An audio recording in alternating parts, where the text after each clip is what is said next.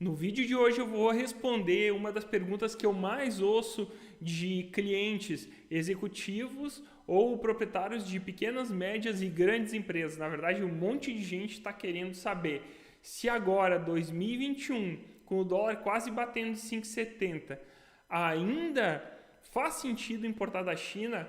As empresas estão conseguindo importar e revender aqui no Brasil com lucro?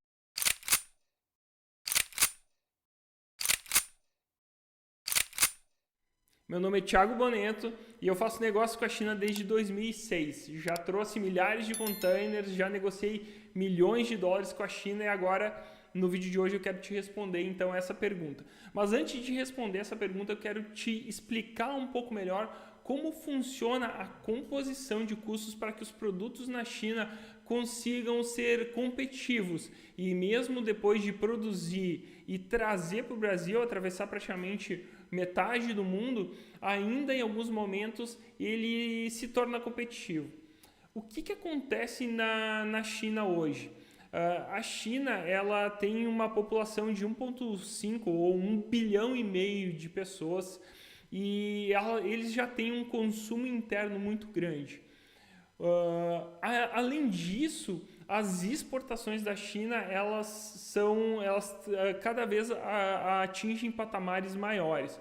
Ou seja, a China exporta para a grande maioria dos países do mundo. Por que eu estou te dizendo isso? Porque juntando o consumo doméstico da China com todas as exportações que eles fazem para praticamente todo o mundo, eles conseguem ter um poder de escala, tanto de produção quanto de produção ou compra de matéria-prima muito grande, muito maior do que a grande maioria dos países. E isso faz com que o preço, tanto da matéria-prima quanto de produção, eles consigam reduzir muito. Por exemplo, eu já viajei Vietnã, já viajei todos os países do sudeste da Ásia, Vietnã, Coreia, Tailândia, Indonésia, Malásia. Todos esses países eles têm uma mão de obra barata, eles têm encargos de funcionários também baratos, só que na grande maioria dos casos eles não conseguem ser competitivos com os preços da China. E isso acontece basicamente porque na grande maioria dos produtos industrializados, a China ela também produz a matéria-prima que é consumida, que é utilizada para produzir esses produtos. Enquanto que esses países menores, eles não têm, na grande maioria, eles não têm poder de produção de matéria-prima. Ou seja, eles têm que trazer de fora a grande maioria da matéria-prima, produzir no país e depois exportar. Com isso, a China unindo a produção própria de matéria-prima com uma mão de obra que está cada vez mais cara, mas que ainda está mais barata do que a mão de obra brasileira. E também, um outro ponto muito importante, os encargos nas empresas chinesas são bem menores do que os encargos, vamos comparar aqui com as empresas do Brasil. Hoje a gente fala em torno de um funcionário brasileiro custar em torno de 100% do salário dele. Na China isso gira em torno de 25% a 30%. Só aí a gente tem já um ganho muito grande na parte produtiva. Então a gente une produção de matéria-prima em escala, a industrialização dos produtos também numa escala muito grande.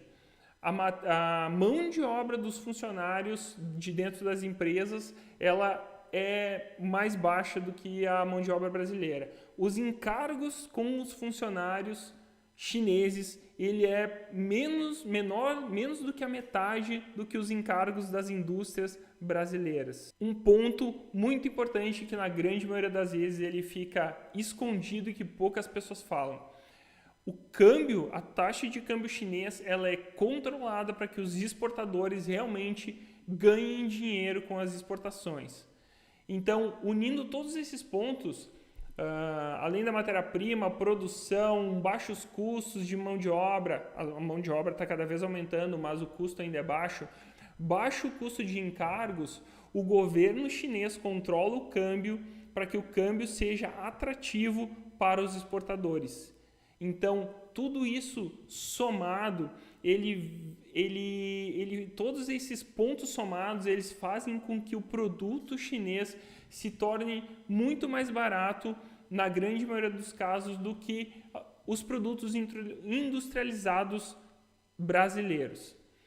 Bom, dito isso, explicando um pouco melhor como que funciona a composição de preços no Brasil, eu quero trazer o exemplo de um cliente meu. Eu estou com ele aqui na tela, eu vou dar uma olhadinha aqui embaixo, mas o que acontece? Obviamente não vou abrir nem quem é o cliente, nem qual é o produto, mas o que acontece? Uma importação que a gente fez o cálculo, a previsão de custos com base num dólar de 5,65, ou seja, ele está na média de 2021 e muitas pessoas estão se preocupando com esse patamar do dólar e achando que os produtos vindos da China vão ser inviabilizados devido à taxa de câmbio. O que acontece? O meu cliente ele fez uma importação dos produtos, o custo internado, ou seja, o custo nacionalizado dos produtos, desde que saiu da China até que chegou no armazém do meu cliente, com a caixa, com a embalagem, tudo certinho, custou R$ 148. De custo, já contando todos os encargos, já contando todas as despesas, cada produto saiu por R$ 148. Com uma pesquisa rápida aqui na internet, esse mesmo produto está sendo vendido pelo menor preço que eu encontrei aqui na internet, por R$ 370. Obviamente, de 148 para 370 dá mais do que 100% de margem, mas essa margem ela não é 100% líquida, ela não vai todo para o caixa da empresa. Tem logística, tem uma série de fatores. Mas, mesmo assim, olha a diferença de uma indústria que geralmente gera uma margem de lucro de 5%, 7%, 10%, para um negócio que vai gerar uma margem de lucro de 50%, mesmo com o dólar a 5,65, mesmo com o frete, que nesse momento no Brasil, o frete de produtos, de containers, né, que saem da China para o Brasil, estarem a preços 3, 4 vezes maiores do que a média histórica, mesmo com todos esses fatores vindo contra os importadores brasileiros, mesmo com esse cenário total, os preços de produtos, obviamente, tem que fazer uma análise, tem que fazer um acompanhamento, uma projeção de custos. A gente fez tudo isso para o cliente, mas no final das contas, o cliente está colocando mais do que 50% de lucro no bolso, com produtos importados da China no meio da pandemia, com um dólar a 5,65, com um frete nos maiores patamares históricos. Então, isso é para exemplificar que ainda faz muito sentido importar da China e revender no Brasil, e ainda existe uma outra estratégia mas muito importante para que as empresas brasileiras fiquem atentas a buscar fornecedores de fora. Talvez não só a China, mas buscar fornecedores na Ásia como um todo, fora do Brasil, que é o quê? A redução do risco de abastecimento. Uma vez que tu tiver os fornecedores dos teus produtos mapeados, se em algum momento da história, como vem acontecendo agora com mais e mais frequências, a falta de matéria-prima dentro do Brasil pode ser contingenciada através do mapeamento de fornecedores de fora.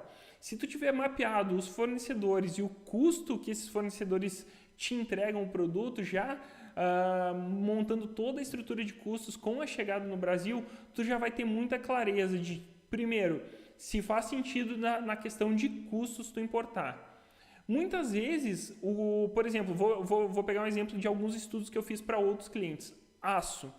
Faz sentido importar aço quando tu quer baixar custo? Na grande maioria das vezes, não faz sentido. Por quê? Porque as siderúrgicas, as grandes produtoras de aço nacionais, elas mantêm o preço balizado com o preço internacional, ou seja, se o preço internacional sobe, elas sobem também. Se o preço internacional cai, elas puxam para baixo também, para elas se manterem competitivas e evitar a entrada dos importados no Brasil.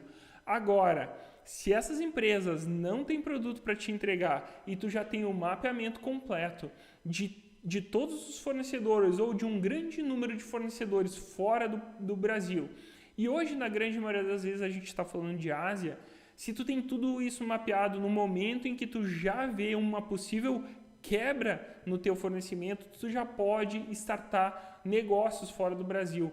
Por quê? Porque por que tem que antecipar? Devido à questão logística. Sair da China e vir para o Brasil uma bobina de aço vai demorar 60 dias só de logística, fora a questão de produção, de corte e tudo mais. Então é por isso que é importante já ter tudo mapeado e simplesmente iniciar esse processo quando realmente fizer sentido. Então aqui a gente tem duas possibilidades para abrir as chances de fazer negócio com a China. Uma é redução de custos ou busca de novos produtos para agregar no portfólio das empresas. E essa busca de portfólios ela é bem importante. Por quê? Porque tu não imobiliza muitos recursos dentro da tua empresa. Tu não precisa investir em maquinário, em pessoas, em treinamento e tudo isso. Então, para dar esses primeiros passos nessa estratégia de aumento de portfólio, a China funciona muito bem. E também para redução de risco de abastecimento. Porque uma vez que tu tem mapeado esses teus fornecedores, que está tudo isso na tua mão, que tu já enxerga e tu sabe qual é o custo que esses fornecedores têm para te entregar, tu já tem um mapa completo de aumento de lucratividade, aumento de negócios e redução de risco. Então agora eu quero saber de ti. Me conta aqui nos comentários se tu já tem os teus fornecedores fora do Brasil mapeados ou se tu já buscou negócios fora do Brasil, na Ásia, basicamente China ou em algum outro país da Ásia. Se tu já fez alguma dessas estratégias, me conta nos comentários qual foi o resultado disso. Por hoje é isso. Agradeço que tu tenha assistido o vídeo até aqui. Fica atento porque toda semana a gente está liberando novos vídeos falando de China, falando de Ásia e falando de negócios aqui no canal. Fica atento que cada vídeo vai abordar um tema muito específico e muito importante para quem está nesse meio, quem está precisando desenvolver novos negócios e com certeza vai ajudar a tua empresa a melhorar os lucros e potencializar os negócios com clientes nacionais. Então é isso, te vejo no próximo vídeo, um grande abraço, tchau!